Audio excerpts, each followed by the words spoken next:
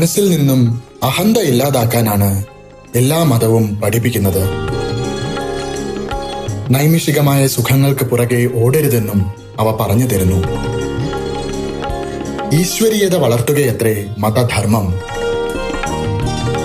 വിവേകവും വൈരാഗ്യവും ആണ് അവ പ്രഘോഷിക്കുന്നത്. അതുവഴി മോക്ഷപ്രാപ്തിയിലെത്താം. എല്ലാ ഹൃദയങ്ങളിലും ഒരേ ഈശ്വരൻ കുടികൊള്ളുന്നു. ഏത് ഭാഷയിൽ വർണ്ണിച്ചാലും ഏത് രൂപം നൽകിയാലും ഈശ്വരൻ ഒന്നു മാത്രം. പ്രേമപൂജയാണ് ഈശ്വരന് വേണ്ടത്. ഏത് ഭൂഖണ്ഡത്തിലായാലും ഏത് മതവിശ്വാസികളായാലും ഈ ഏകഭാവം വളർത്തിയെടുക്കണം. ഞാൻ നിങ്ങൾക്കായി കൊണ്ടുവന്നിരിക്കുന്ന സന്ദേശം ഇതാണ്. നിങ്ങൾ എക്കാലവും ഹൃദയത്തിൽ സൂക്ഷിക്കേണ്ട എന്റെ സന്ദേശം ഇതൊന്നു മാത്രമാണ്.